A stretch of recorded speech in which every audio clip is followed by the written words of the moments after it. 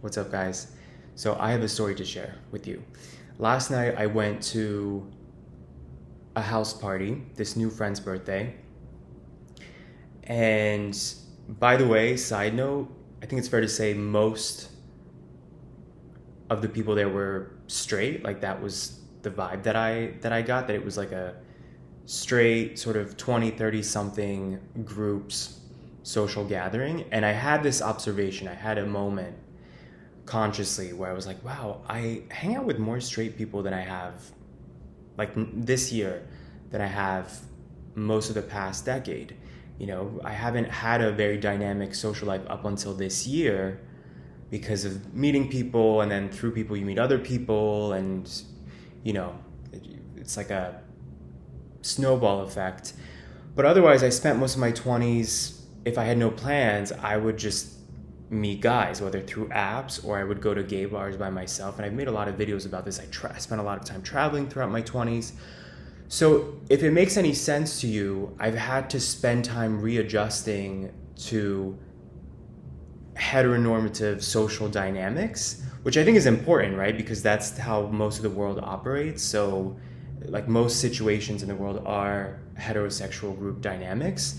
But I guess working from home now for like 5+ years, being on my own, being a gay person, I've had to readjust to that. And I haven't really had to constantly be around straight social group dynamics since college, which was like a decade ago at the time of this video. So anyway, I'm sort of thinking about this in the back of my mind, and I'm at this girl's birthday, and at a certain point I'm talking to these actually first to one guy, and he was telling me about girls he dates, how they have certain expectations about him spending money on dates every time and taking them out to dinner every time and all this stuff. And I said something like, oh, well, I only date guys, but when I think about like family members and how they share these expectations too, like it's crazy to me that in the heterosexual world, like women are kind of seen as this prize, and you have to invest financially in that. Anyway, so I was going off on a tangent. But to the point where I said, the part where I said, oh, well, I only date guys, but blah, blah, blah, he felt the need to interject and say, oh, I mean, I knew that the second I met you. I mean, I figured.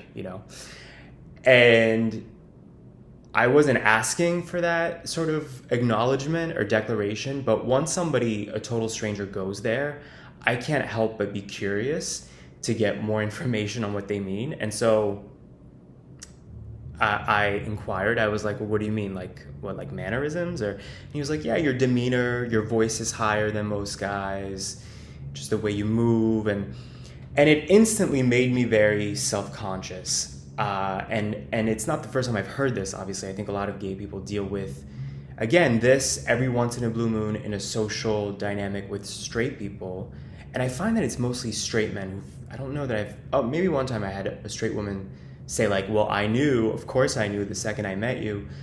But typically I feel like straight men, for whatever reason, feel the need to tell you like, oh yeah, I knew what was up when I first met you.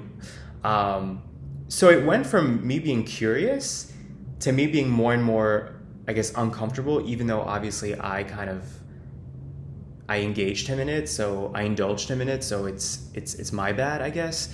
But it made me, self-conscious. And as he's talking, his cousin approaches, this other guy, and I guess he heard something about dating women, and he was like, you used to date women?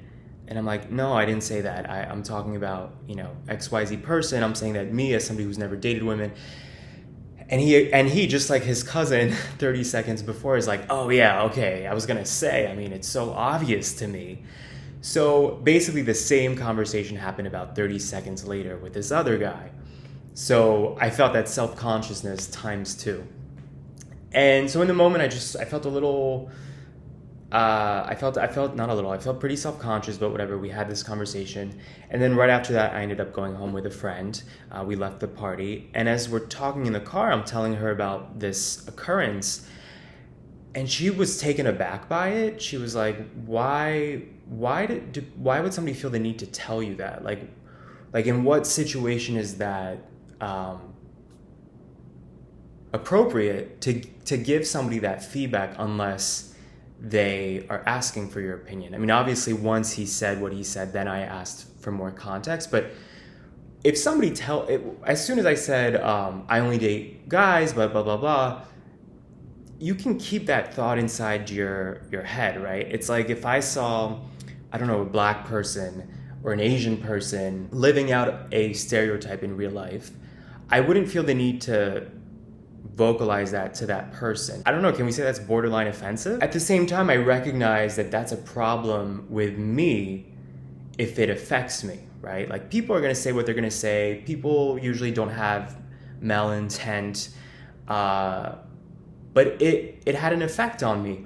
And then I started thinking, as I'm telling my friend this story in the car, I'm like, yeah, this year actually that's happened several times, that a presumably straight person has felt the need to tell me that.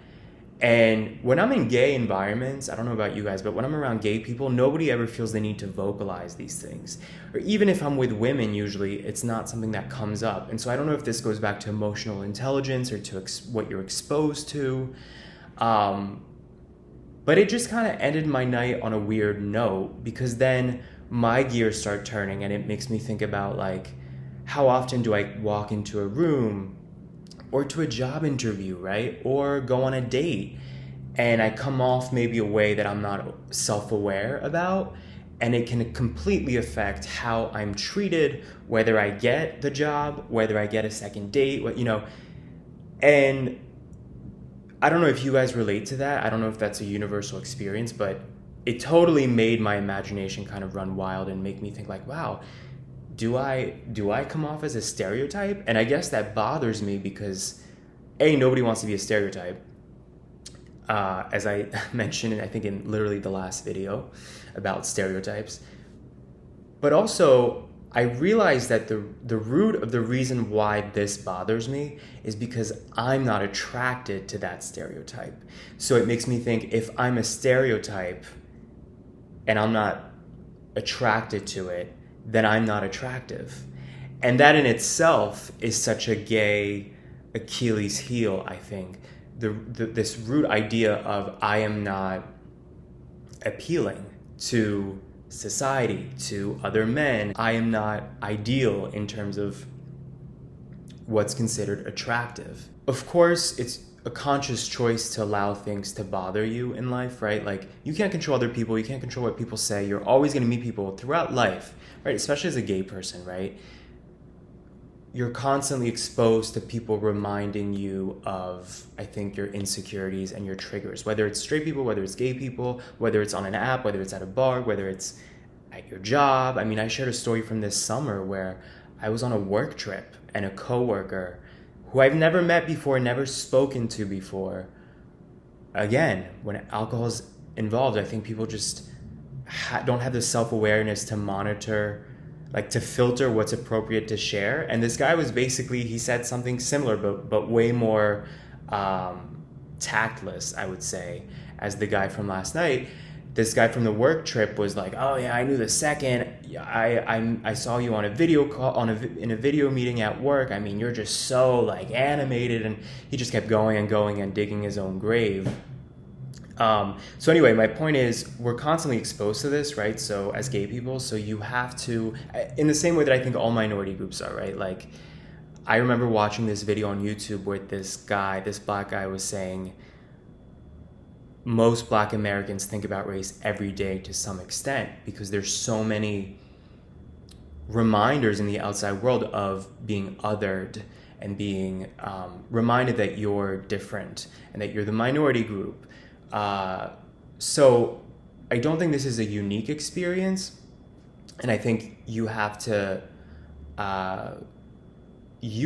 figure out how to deal with that so that you're not upset every time you come home from some kind of social event. But the other thing that concerns me is that I feel like enough of these experiences, and I don't want to go out, especially if alcohol is involved.